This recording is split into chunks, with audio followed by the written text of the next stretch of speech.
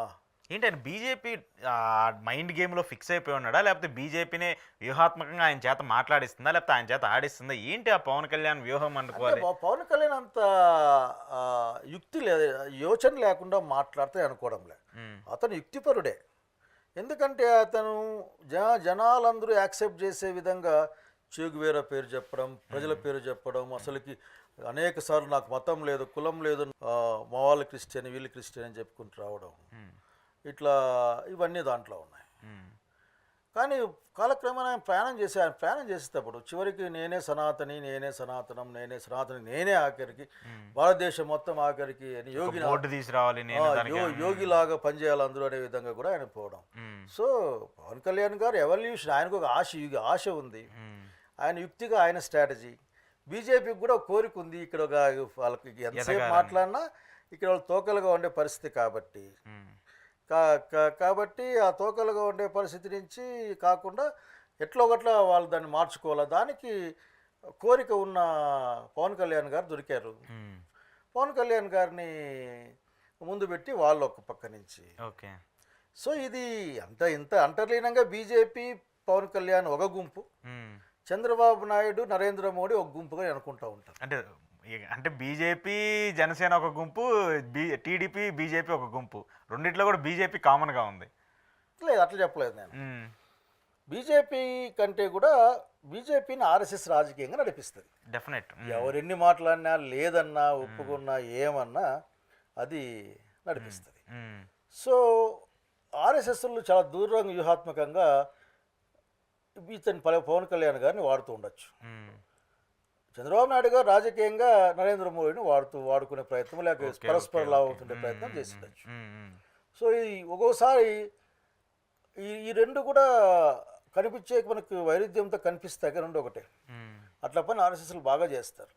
ఈ రోజు కూడా ఆఖరికి మనుధర్మమే పెద్ద ధర్మం అని చెప్పి ప్రకటించే బీజేపీ వాళ్ళు మళ్ళీ ఈ ఎస్సీ ఎస్టీల అభ్యున్నతి కోసం సంఘాలు పెడతారు, అట్లాగే ఆదివాసీల కోసం సంఘాలు పెడతారు, ముస్లిమ్స్ కోసం మళ్ళీ మైనారిటీ మోర్చా కూడా పెడతారు. అవును.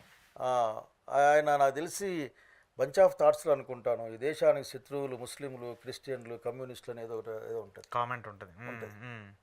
మరి ఇవన్నీ మనం ప్రింటెడ్ కదా, కానీ మన ముందే మన ఎదురుగా ఇంటికి మాట ప్రయత్నం చేస్తారు. మొన్నటికి మొన్న భగవత్ గారు గుళ్ళు తగ్గేది ఏంది మాట తొక్కుంటూ పోతే ఏటికంట అయితే నాకు అర్థం కాదు. చాలా అలిగేషన్లు ఉన్నాయి. నాగరికతకి దేవుళ్ళు మారుతారు, కాలానికి మతాలు మారుతాయి. కనుక హిందూ మతం కంటే ముందు ఈ దేశంలో ప్రాబల్యంతో ఉన్న బౌద్ధ మతం ఉంది, హిందూ మతంతో పాటుగా, లేదా దానికంటే ప్రాబల్యం ఉన్న అనేక ప్రశ్నలకి వాళ్ళు తెలీదా? తెలిసే మాట్లాడతారు, వాళ్ళే చేస్తారు. మళ్ళీ దాన్ని ఇంకో పక్క నుంచి ఇంకోటి వచ్చేసి అది కాదని మాట్లాడతారు. నిన్న అదేదో హిందూ శంకారావం జరిగింది విజయవాడలో, జరిగింది.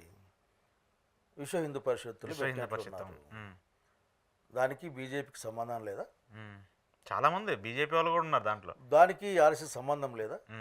అంతా ఒకటే, రకరకాల పేర్లు మార్చుకోవడం, మాట్లాడడం. సో వాళ్ళు రకరకాల ఎత్తులు వేస్తూ ఉంటారు వాళ్ళ ఆలోచన మేరకు. అట్లా ఇతరులకు ఆలోచన ఉంది. Okay, what is next target of Pawan Kalyan? హిందుత్వాన్ని అడ్డం పెట్టుకుని ఆయన వెళ్ళిపోవాలనేది ఒక ప్లాన్. అతను బహుశా హిందుత్వంలోంచి ముందుకు పోతే మనం సీఎం అవుతామని అనుకుంటున్నాడేమో. ఓకే, అనుకుని ఉండొచ్చు, అనుకోవడం నేను తప్ప ఒప్ప చర్చ. రాజకీయాల్లో ఎవరైనా కామన్ గా ఒక ఐడియాలజీ వెళ్తారుగా. సో కాబట్టి అతను యుక్తిగానే యోచనాపరుడే. మరి అందులో ఆవేశం అనేది మనకి స్క్రీన్ మీద కనిపిస్తుంది అంతే. నేను అనుకోవడం అతను ఆలోచన పని చేస్తూ ఉన్నాడు. ఓకే, అతని ద్వారా ప్రమాదం ఎవరికన్నా ఉంటే బాబు గారికి ఉండాలి ఓకే, రాజకీయంగా. ఓకే, ఎందుకంటే ఎప్పుడైనా సరే అతన్ని ఫోర్ ఫ్రంట్ ముందు పెట్టి ప్రయత్నం చేస్తారు. లెట్ వీస్ ఇవన్నీ మనం అనుకోవడమే, ఏది నిజం ఏది అబద్ధం కాలంలో రాజకీయాల్లో ఏదైనా జరగవచ్చు. మనం మీరు చూసిన వాళ్ళు ఏంటి జగన్మోహన్ రెడ్డి గారి పరిస్థితి అంటే, మీరు ఒక సీనియర్ రాజకీయ నేతగా ఉండి చాలా కాలం పాటు రాజకీయాలను చూసారు, తెలుగు రాజకీయాన్ని. జగన్మోహన్ రెడ్డి ఈ స్థాయిలో పడిపోవటం, ఆయన పార్టీ ఈ స్థాయిలో పడిపోవటం, ఇంకా ఆయన మళ్ళీ లెగవలేరు, ఇట్లాంటి వీళ్ళ ముగ్గురు మేము కూటమిగా ఉన్నాం, ఇందాక కూడా చంద్రబాబు నాయుడు గారు మళ్ళీ ఈ కూటమి ఇలానే కొనసాగుతుంది కానీ ఎక్కడా విడిపోదంటూ కూడా అంటున్నారు. ఆయన మళ్ళీ బౌన్స్ బ్యాక్ అయ్యే అవకాశం ఉంటుందా? రాజశేఖర రెడ్డి గారి లాగా ఆయన రాజకీయ శైలిలో కొంత మార్పులు ఉంటాయని చెప్పేసి చాలామంది చెప్తూ ఉంటారు. మీరు కూడా చూశారు, రాజశేఖర రెడ్డి గారిని చూశారు, జగన్మోహన్ రెడ్డి పరిపాలన కూడా చూశారు. మీకు ఎలా అనిపించింది? అంటే జగన్మోహన్ రెడ్డి గారి యొక్క అపజయానికి లేక కారణం నేను చూసినప్పుడు అసలుకి ఎక్కువగా అతను నమ్మి ఏమైనా దెబ్బతిన్నాడేమో అనిపించింది నాకు. ఓకే. ఒక పాయింట్. రెండవది ఈ ఎన్నికల్లో ఏమన్నా అందులో అనుమానం పడితే ఎన్నికల మిషన్లు ఏమైనా గోల్మాల్ జరిగిందా అని నేను కూడా అనుకుంటా ఉంటాను. ఎందుకంటే కొన్ని అన్సాల్వ్డ్ క్వశ్చన్స్ ఉన్నాయి, కొన్ని ఎక్స్ప్లెయిన్ చేయకుండా మభ్యపెట్టే కొన్ని సంఘటనలు ఉన్నాయి. ఎందుకంటే ప్రధానంగా పోలింగ్ రోజున బహుశా సబ్జెక్టు కరెక్షన్ 68% అనుకుంటా, 67-68% పోల్ అయింది. అవును, పోలింగ్ అయిన రోజుకి తర్వాత రోజు అనౌన్స్ చేసిన 80 దాకా వచ్చింది.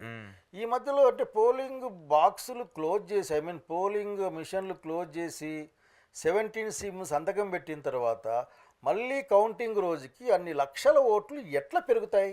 ఓకే. ఎవరైనా సమాధానం చెప్పాల్సింది ఎవరన్నా కానీ. అట్లాగే 5 గంటల నుంచి 11 దాకా ఓట్లు హర్యానాలో బీజేపీ గెలిచిన ప్రాంతాల్లో అయితే ఇబ్బడిగా పెరిగింది, కాంగ్రెస్ పార్టీ గెలిచిన ప్రాంతాల్లో తక్కువ పెరిగింది. ఎట్లా? మహారాష్ట్రలో అసలు హర్యానా అయితే అందరూ కాంగ్రెస్ పార్టీ గెలిచేస్తుందని చెప్తున్నారు. ఎగ్జిట్ పోల్స్ కూడా అవే చెప్పాయి కదా. చెప్తే ఒక్క బీజేపీ రాష్ట్ర మంత్రి మాత్రం చెప్పాడు, ఆయన అధ్యక్షుడు అనుకుంటా, లేదు మేము గెలవబోతున్నామని చెప్పాడు. ఆయన ఒక్కడే చెప్పింది, నాకు తెలిసి. ఆయనకు ముందు ఇన్ఫర్మేషన్ ఇచ్చినట్టు. అదే నాకు తెలియదు. ఆ తర్వాత మహారాష్ట్ర టైట్ ఫైట్ అనుకున్నాం. నేను మహారాష్ట్ర ఎలక్షన్ పనిచేశాను, టైట్ ఫైట్ అనుకున్నాను. కానీ అసలుకి ఫలితాలు ఇట్టుంటే అసలుకి అర్థమే కాలే. ఎక్కడా కూడా లేదు, ఉనికి కూడా లేని ప్రాంతాల్లో గెలిచారు. ఉనికే లేదు కొన్ని ప్రాంతాల్లో. మరి ఎట్లా? కాబట్టి నేను ఏమంటా అంటే అనేక అంశాలు దాంట్లో ఉన్నాయి.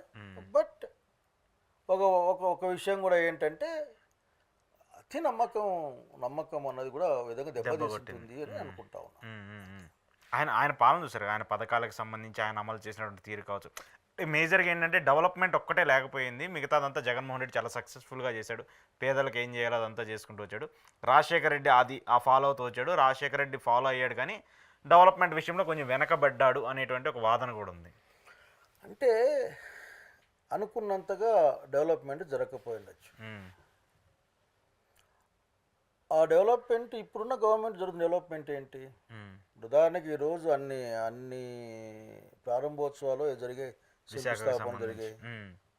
నాకు గుర్తుకుండా అయితే అందులో ఆ గ్రీన్ ఎనర్జీ ప్రాజెక్టు గత ప్రభుత్వం యొక్క ప్రయత్నమే. ఎంఓయూ వాళ్ళే చేసుకొని ప్రయత్నమే, అది వాళ్ళదే. జగన్మోహన్ రెడ్డి గారు గవర్నమెంట్లో ఉన్న పరిస్థితే. అదే డ్రగ్ పార్క్ లాంటిది ఏదో ఉంది, అది కూడా వాళ్ళ కాలంలో జరిగిన ప్రయత్నమే. గవర్నమెంట్ అనేది కంటిన్యూషన్ ప్రాసెస్ అనుకుంటే సర్దుకోవాల్సిందే మనం. అంతేగాని డెవలప్మెంట్ అనే దానికి ఎక్కడికి. కాకపోతే ఏంటంటే కొన్ని విషయాల పట్ల గట్టిగా మాట్లాడి ఉంటే బాగుండేది. ఓకే.